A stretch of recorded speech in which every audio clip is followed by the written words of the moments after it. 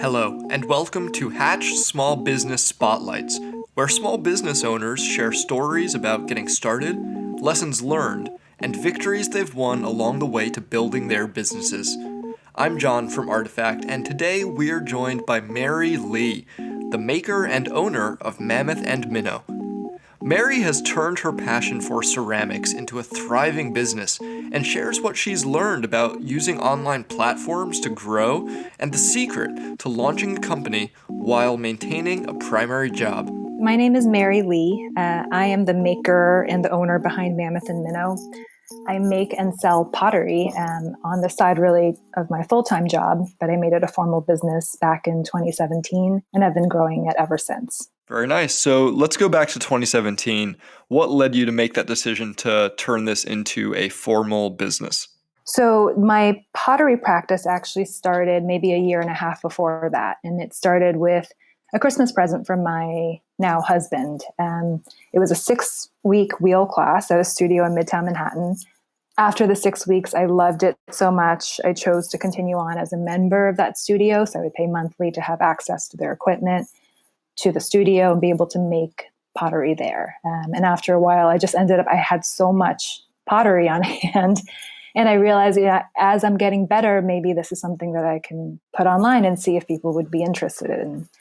So after selling on Etsy for a little while and being so encouraged by the reception that I got and just loving making more pottery, I decided to make it a formal small business just so I can really track those expenses and just think about it in a different way, set those business goals, see how I'm growing year over year, and start to collect data on this side passion of mine. What has it been like to take something that's been a creative outlet for you and turn it into a business?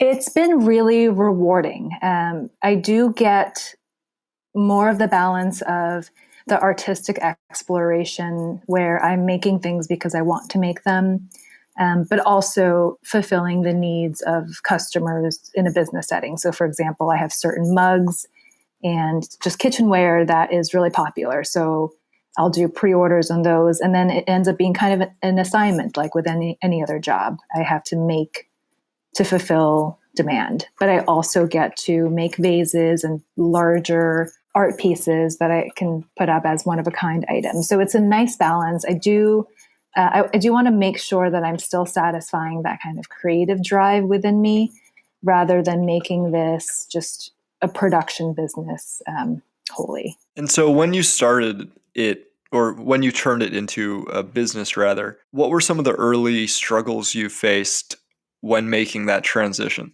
I think it's something that I still am working on because I do it on the side along with my full-time career. So I work in risk management in the financial industry. So it's not, it's a pretty demanding job. And the end of the year actually happens to be the busiest time of year for my day job, and also obviously busiest time of year for my pottery sales because of the holidays. So really balancing the amount of time I'm able to devote to Mammoth and Minnow has been something that I'm working on. The other part that was tricky in the beginning was really understanding how much I wanted to make it a business that was about my pottery or a business about me, and really deciding how much of my life and my point of view and my inspiration I wanted to share through Mammoth and Minnow. And talk to me about the process of getting on Etsy and using that as a selling platform. How has it been like on that platform to drive people to your product? So Etsy, there's just so many items on Etsy. It's a huge marketplace. It's really easy for your items to get lost. So in the beginning, I really posted things on there. I tried to focus on having really beautiful photos for my Etsy listings. And I started an Instagram for Mammoth and Minnow. I started Pinterest for Mammoth and Minnow, trying to get my product images out there in as many ways as possible, hoping to drive traffic to my Etsy shop. Although Etsy is a huge marketplace with hundreds of thousands of mugs, let's say, it also does provide you access to a worldwide customer base. So that is helpful. I think as I've watched my Etsy sales over the years, They've grown just because I think not only through Etsy, I was doing Etsy ads towards the beginning, and then I shut those off once I was able to kind of drive traffic on my own, but also through social media. I think that really helped get my shop noticed.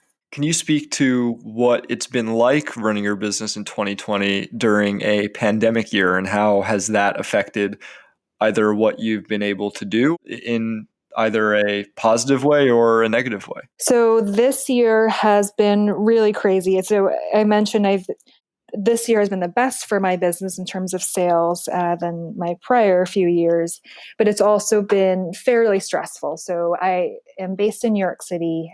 We were hit first with COVID in terms of being a hotspot. And because I'm a member of a studio in Manhattan, that studio shut down in early April. Didn't open back up till around August. And even then it was on a limited schedule. So you could only get a time slot to go work.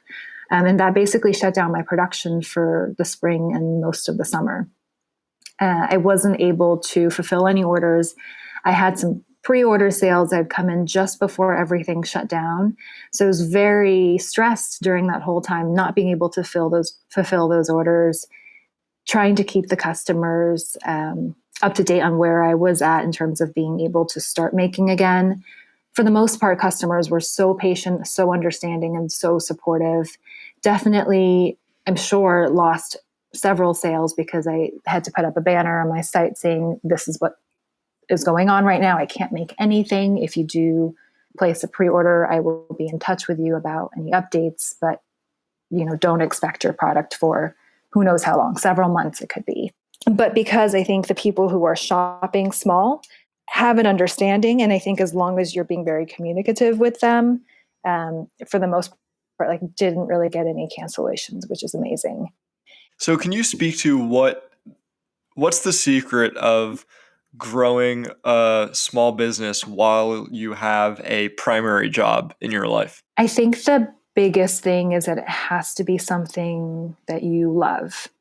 I spend a lot of time on Mammoth Minnow when I have free time. I go to the studio now that it's open. I go to the studio and I spend 8 hours there every Sunday. And I'm wearing my mask the entire time because there are a few other members who are working there as well. And I don't even notice that I'm wearing a mask. I don't even notice the hours go by. And it's because I love doing what I do so much. And I think if you don't have that love for what you're doing, it's very difficult to take that initiative and grow your business. And it's something that I want to nurture. It's something that I get a lot of fulfillment out of, especially when I, get a positive review from a customer or somebody reaches out and says that they were really happy with seeing their item in real life. Can you speak to anything that maybe surprised you once you started it that you didn't expect when you were envisioning bringing this company to life? I would say that I was surprised by how easy it would be for me to outsource the things that I couldn't do myself. So I'm somebody who likes to DIY. So if I feel like I need to figure out how to file for my business, I did all of that myself. But there were certain things that I knew that I didn't really have time to train myself on. So for example, when it came time to creating my brand imaging, so my logo, branding elements around that logo, I went and I outsourced that. I felt that I would always want to do it myself because I wanted to have control over it. But once I did decide to outsource some of these elements, like building a logo, as soon as you find somebody whose style you click with, it actually becomes very easy to put trust in that person and work with them and get something that you're very happy about in much less time than it would take for me to learn Photoshop or Illustrator on my own and be able to start using it right away. What's the best way to go about finding these people to collaborate with and outsource certain aspects of your business to? So what's amazing now is that I think there are so many channels through which you could do that if you needed to outsource some part of your business. So for example, even on Etsy, you can shop logo design and find lots of options. There's Fiverr. There's also, if you just go on Instagram or on Pinterest and you search logos, you can really get lost in all of the options that you find there. So I found somebody through Fiverr, just browsing through all of the different artists that are listed on there, and went through that platform. Can you just talk about some of the ups and downs of running a business that does not have a physical storefront, that is an online business? So it would be great to have a physical business. I think the dream is to have a little shop that I can design and just fill with things that I love and that I find beautiful, and hopefully mostly things that I've made. Being online does give me the flexibility of working out of my home, which is amazing. What I do miss about that is the face-to-face interaction. So there have been a few times where I've set up a booth at a holiday fair in New York City, and when you see somebody pick up your item and you see their reaction to it, it's really amazing. And that's something that I don't get to see being only online. I think it's also something that you have to manage by making sure that all the data that you have is good, and that's more admin and it's not as interesting. Like your product descriptions, you have to measure items so people know what they're expecting. You have to price everything, you have to manage your sales.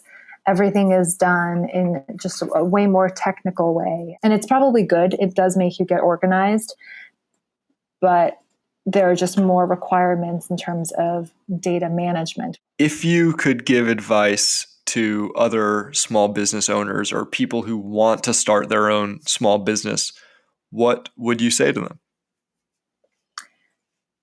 So I think my advice applies to, it may not apply to all small businesses, and that is to start where you are. So I launched basically by just listing a few items on Etsy. I didn't have a logo at the time. I still use recycled packaging. I don't have, a lot of branded material to send out. I handwrite my notes. I don't think you need to be absolutely prepared and absolutely professional in every single way when you're starting a small business. I think you need to think about what's important based on what you're selling. So for example, if I was launching fine jewelry, then I probably would want a branded jewelry box ahead of time. But it really depends on what you're selling. And for handmade pottery, I think just getting started so you can get that feedback right away, start getting revenue in hopefully right away, and start growing your business that way. And then you can invest in things along the way as you need them. So for example, my logo, I didn't get that until a year and a half after I started the business. And at that point, I felt that I'd grown to a point where it would make sense to do that, but it wasn't something that I needed. And it would have just held me back if I had to save up to invest in that before I launched.